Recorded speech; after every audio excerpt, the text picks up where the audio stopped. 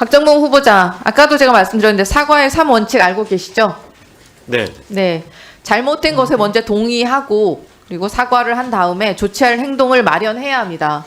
윤석열 대통령의 대국민 담화도 도대체 무엇을 사과하는 것이냐? 담화가 아니라 대국민 담화, 담이 온다. 비판이 나오고 있습니다. 알고 계시죠? 어제 인사청문회 후보자의 거짓이 꼬리에 꼬리를 물고 있습니다. 처음에는 거짓말 내뱉었다가 자료가 드러나면 거짓말이 드러나면서 그때서야 슬쩍 면피성 사과를 합니다. 어제 제가 추가적인 부당 인적 공제에 대해서 말씀드렸고 사실이 드러나자 사과는 하겠다고 했는데 무엇을 위한 사과인지 저는 전혀 이해가 안 가서 질의 다시 드리겠습니다. 후보자가 처음에 밝힌 최근 5년치 부당 인적 공제 외에도 과거 최소 10년간 추가적인 부당 인적 공제가 있었다는 점 인정하시죠? 네, 인정합니다. 네, 어제 국세청한테 문의해 추가 납부하겠다라고 말하셨습니다. 그렇게 말씀하셨죠? 네. 네, 최소 10년간 인사청문회에서 드러나기 전에는 밝히지 않았던 부당 인적 공제 세금 탈루가 있었다. 맞습니까? 네. 네. 두 번째, 본인도 이미 저희 질의 전에 추가적인 부당 인적 공제가 있었다는 점을 인지하고 있었습니다. 관련해서 저희 의원실과 언론에서 계속해서 이야기를 했고 해명을 요구했기 때문이고 그런데도 불구하고 부당 인적 공제 관련해서 질의를 하니까 뭐가 거짓 해명이냐 그러면서 또다시 거짓말을 늘어놓습니다. PPT 한번 보시죠.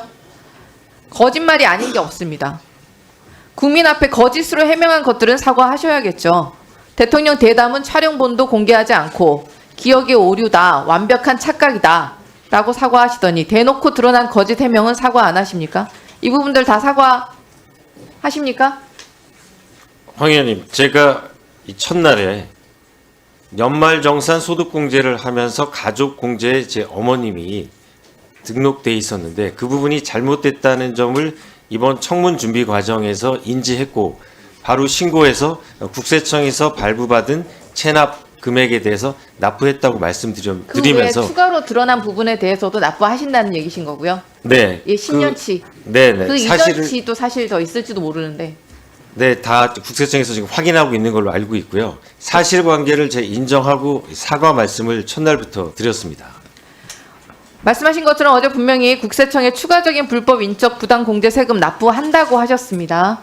모친과 살지 않았던 기간 전부 다 부당 인적 공제에 해당합니다. 그 세금 아직 납부 안 하셨죠? 네, 지금 아마 고지서가 나오면 바로 납부하겠습니다. 게다가 이제 추가 세금 탈루가 드러나면 사퇴하겠냐라는 질문에는 답변 안 하셨는데 자료 제출은 아직 안 하고 계시고 아까 제가 말씀드렸던 가족들 소득세 내역, 증여세, 부동산 내역 이런 것들 자료 제출은 거부하고 계셨죠. 법인카드 사용 내용 연락은 또 안 시켜주고 계시고 평사원은 해준 전례가 없다 이렇게 말씀하시고 혹시 2009년 천성관 검찰총장 후보자 아십니까? 네, 이름은 들어봤습니다. 2010년 김태호 국무총리 후보자는 어떻게 되었는지 아십니까? 네. 2013년 김병관 국방부 장관 후보자는 어떻게 되었는지 아십니까? 2014년 정성근 문체부 장관 후보자는요? 문재인 정부의 조대엽 고용노동부 장관 후보자 아십니까? 다 거짓말 위증으로 낙마한 공직 후보자들입니다. 거짓말, 위증, 과거 정부에는 주요 낙마 사유였습니다. 이제는 거짓말이 드러나도 사과도 제대로 안 하고 국민이 엎드려 절받듯이 사과받아야 하는 괴기한 정권이 되었습니다.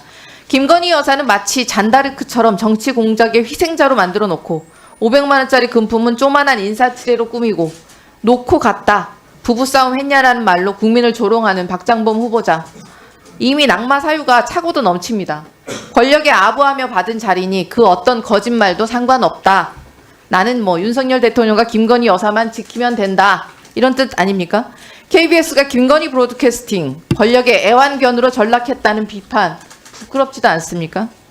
박장범 후보자의 그 알량한 단어 선택, 쪼만한 그 안에 담겨있는 맥락을 국민이 모를 것이라고 생각하십니까? 공정하고 중립적인 방송이요? 지나가던 소도 웃을 일입니다. 박장범 후보자 행간을 읽다.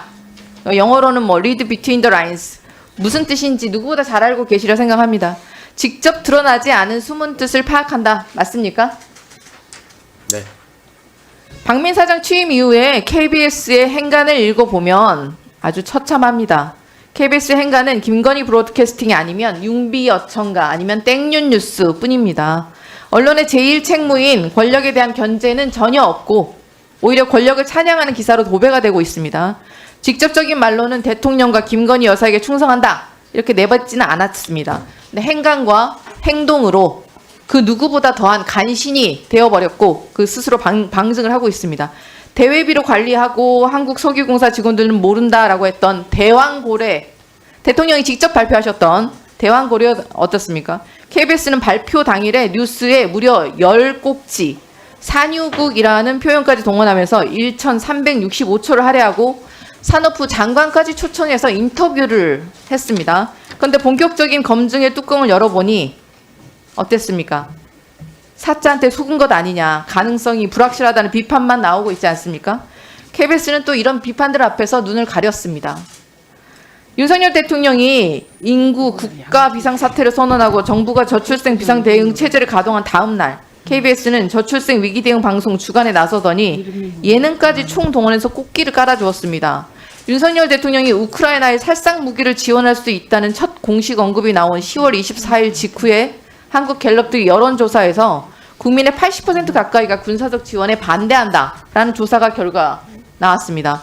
10월 31일 KBS는 젤렌스키 인터뷰를 톱뉴스로 내보냈고 북한군 러시아 파병을 주요 이슈로 다루고 무려 7꼭지 889초를 안보 문제에 할애합니다. 안보 이슈를 부각하는 데 총력을 다합니다. 게다가 당일에는 윤석열 대통령이 김태선이 경선 때부터 열심히 뛰었으니까 김영선이를 해줘라. 명태균 씨와 직접 통화한 녹취록이 공개된 날입니다.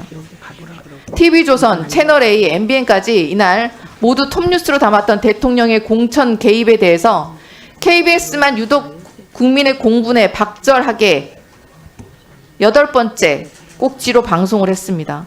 게다가 다른 종편들마다 최소 PPT 보시면 이거 방송사 보시죠. 김건희 여사 공천 개입 의혹 뉴스 전체 평균 12.9건인데 KBS 1.5건, 심지어 TV조선도 11건을 방영을 했습니다. 참 어마어마합니다. 김건희 여사 공천 개입 의혹 제기했을 때 초기에 김영선 전 의원과 명태균 씨가 검찰 압수수색을 받은 26일간 지상파 3사 종편 4사가 모두 12.9건, 근데 1.5건. KBS는 대놓고 눈 감아주는 꼴이 아닙니까?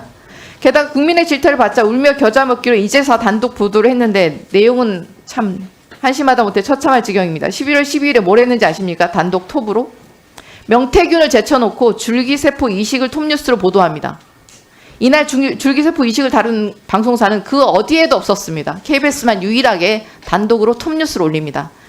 이러니 내부에서마저 이게 뉴스가 맞냐, 그야말로 후지다, 이런 질타만 터져나오는 것이 아닙니까? 줄기세포 이식이 국정농단보다 중요한 상황입니까? 14일 단독 보도는 더 처량합니다. 명태균이 영장 청구 다음날 김건희 여사에게 연락했지만 김 여사는 답하지 않았다. 이러니 김건희 브로드캐스팅 얘기가 나오고 윤비어천가 방송으로 전락했다는 거 아닙니까? 그런데 참 우습게도 이재명 당대표나 야당에 대한 부정보도는 정반대로 늘 톱뉴스를 다 차지하고 있습니다. 마치 보도의 가치를 중립적으로 판단하는 것처럼 말하고 있지만 행간에 드러난 속뜻은 전혀 다르지 않습니까? 국민이 아무것도 모르신 줄 아십니까? 이렇게 노골적으로 땡윤 뉴스를 반복하는데 모를 것 같아요? 이러니까 신뢰도만 급락하는 것이 아닙니까? 이런데도 김건희 브로드캐스팅이 아니에요? 국민의 방송 KBS를 정권의 애완견으로 전락시키는데 선봉장 역할을 하고 있는 후보자, 최소한의 양심이라도 있으면 부끄러운 줄 아셔야 합니다. KBS 노조 구성원들의 95%가 후보자에 대해서 사장으로는 부적합하고 사장으로 낙점받은 이유에 대해서는 파우치 대담으로 김건희 여사에게 꼬리를 쳤기 때문이다 라고 답변하고 있습니다.